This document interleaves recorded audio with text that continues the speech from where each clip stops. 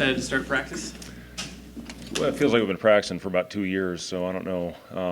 That's really the benefit of the trip to Italy, is the fact that we have had an opportunity to spend a lot of time together as a new group.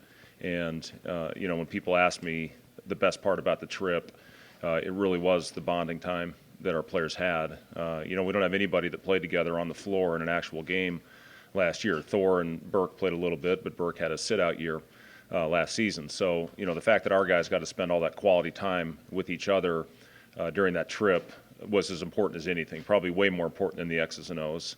And, we're still very in the very basic stages of putting in our system, but now we get the opportunity to grow that. And the fact that we don't have as much time restraints, we're 4 hours a week right now. We move up to the 20 hours. Officially, we can start tomorrow. We're going to have tomorrow as one of our off days. We have to take 12 off days in 42 days, and then we'll get after it on Wednesday morning, leading into our opening night event on Friday, which I'm really excited about. But the fact that we get extended time with our players now to really start growing our system is what I'm most excited about. Fred, you had the Italy trip. I know you had the program, off-season workout thing with the guys. How much progress do you think you guys have made in a short amount of time of becoming a team and a unified group? Yeah, to have everything that we've had so far with all the new players, it's all part of it. And I have seen tremendous growth with chemistry. And when we were first together, it was everybody kind of off individually trying to figure each other out. The fun thing now is you see their personalities starting to come out, and you see the guys getting more comfortable with each other as we move forward. Having what we experienced the last couple days, as far as being a better teammate, as far as how body language affects the team, as far as discipline and accountability, there's a lot of things that we've really been working on with this group of new players. So, we still got a long ways to go. There's no doubt about that, but I feel pretty good going into the season here on Wednesday.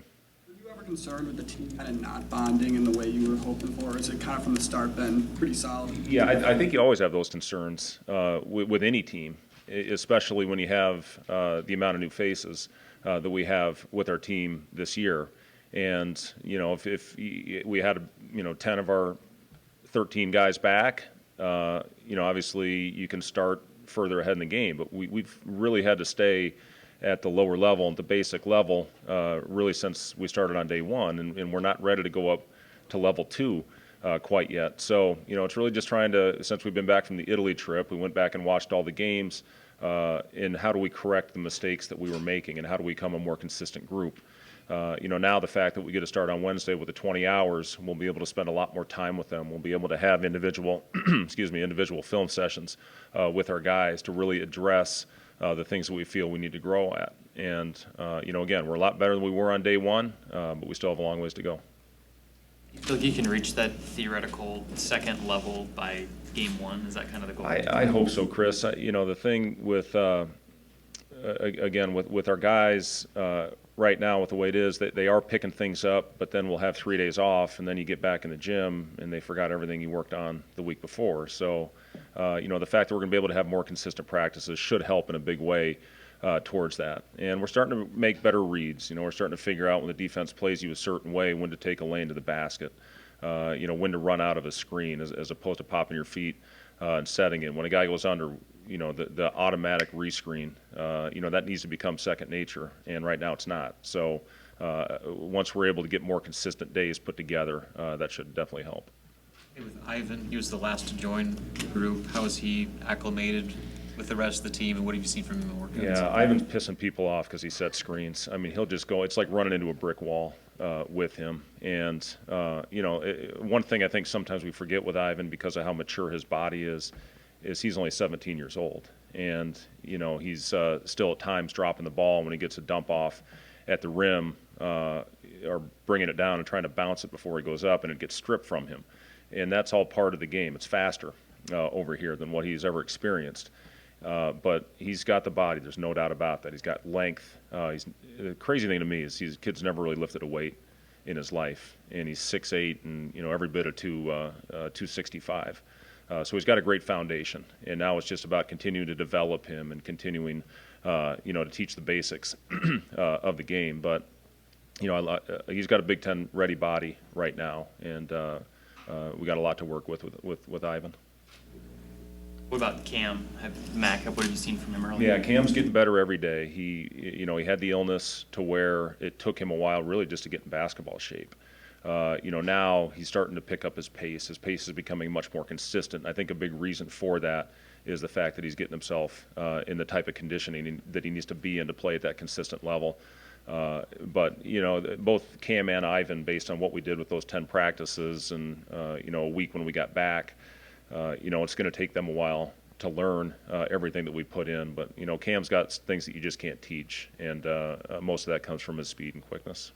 When it comes to player leadership, over the course of some of those off-season things, did you see some guys emerge as some of those vocal leaders that maybe rallied guys around him? Yeah, I think the guy that has been terrific in the leadership area is Hanif. He's and he should. He's been in it longer than anybody else, going into his 5th year, playing in 2 programs, very good programs. So he is going to be a guy that we lean on and rely on for that consistent leadership, and he's done a really good job of that. I'll say this about leadership. We've got a lot of guys, when things are going well, they're really good leaders. But, as soon as that adversity hits or we have something tough happen on the court or shots not going in, that's when things drop. And, we talk about being a front runner. Things are easy when things are going great, but when times get tough, you got to find a way to fight through that. And we're still battling that with our group. But I would say as far as leadership, I think Hanif has been the most consistent. When you're putting your roster together in the off season, I mean, are you looking for a guy like him to kind of be that glue guy for a roster like this? Yeah, Hanif's been great. A guy like Derek Walker, who won't play this year, but Derek has played at a high level. He's played in the NCAA tournament. We've only got 2 guys that have played in the NCAA tournament, Hanif and Derek, and only one will be eligible this year. But to have guys that are a little bit weathered as far as having some opportunities to play for great coaches, to be able to lean on those guys to help our younger players get through those tough times is very important.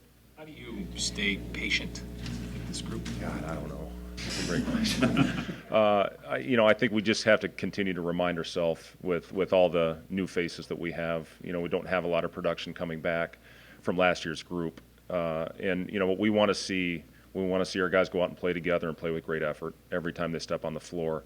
And if we do that, you can live with the results. If you go out and take the necessary steps and get better on a daily basis, hopefully the results will take care of themselves. But we just want to continue to see progress every day. We took a step. I'll be honest with you. We didn't have a great practice today, this morning, and we need to learn from that. We have a little bit of time left, so we're watching individual film on exactly what we expect, and hopefully we'll be better on Wednesday when we kick this thing off. Why was it important for you guys to make opening night kind of a big shindig? Well, it couldn't have turned out any better as far as what we want to accomplish this weekend. We've got opening night. We've got game day coming to town. I was very fortunate. I was part of game day at Iowa State when I was coaching there when we played Kansas, I think back in 2015, if I'm not mistaken. And there's just so many things that it does for your program, for your fans.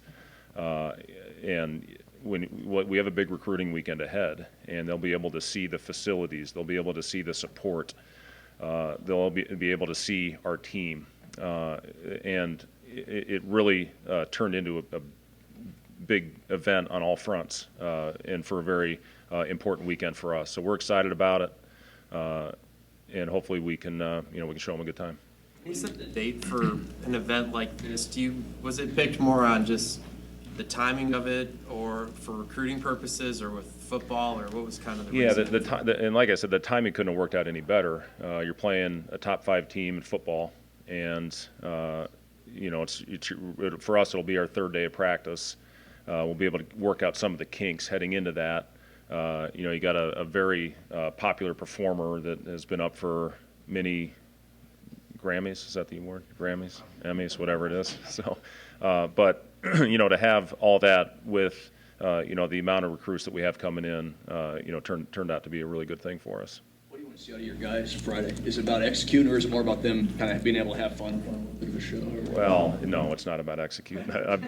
I've been part of a lot of these where you go out there and you have these open scrimmages. But I'll say this: for our guys to be able to get out and compete against our fans for our fans, not against our fans, for our fans, for the first time, it's good for them. You know, you're in a closed environment for most of the time. In Italy, we played in front of 12 people. Most of them were Luca's family. But, you know, we'll be able to get out in front of our fans for the first time and hopefully go out there and have some fun. We actually have a morning practice that day, so we'll hope to get most accomplished in the morning.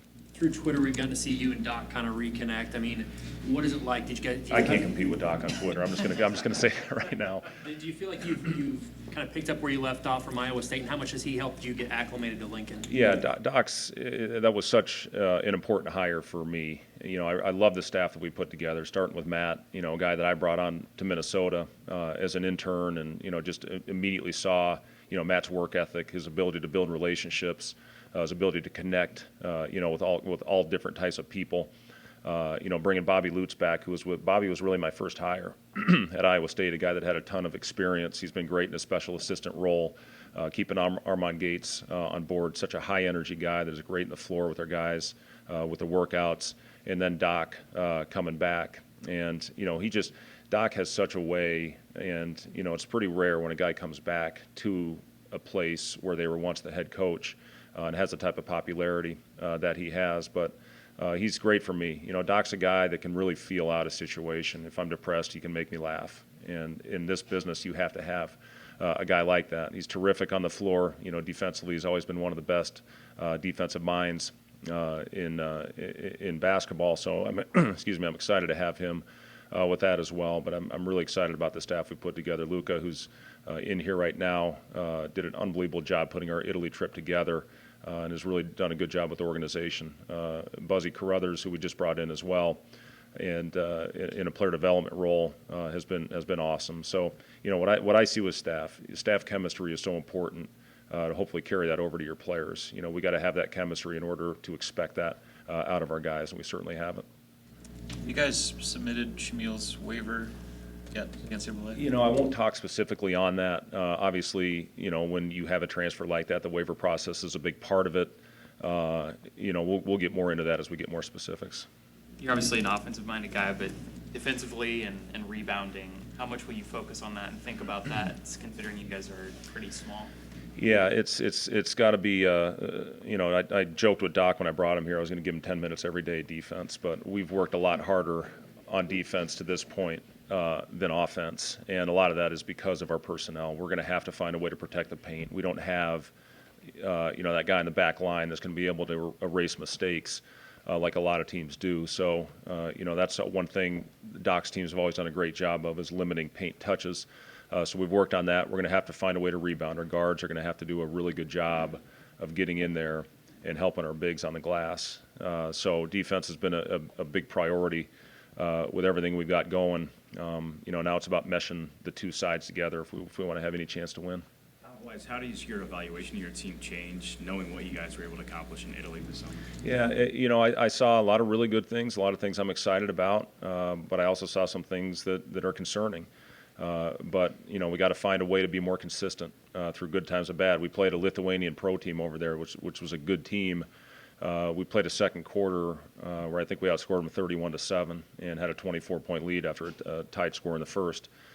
And we come out in the second half and we completely let our foot off the gas and allowed them to come back. We ended up winning that game by 3. So there's a lot of good lessons that we can have over there from good things we did and things we need to work on. But overall consistency is a big thing that we need to improve on heading into our season. I don't know if there's a coach that's going to have 11 new scholarship players.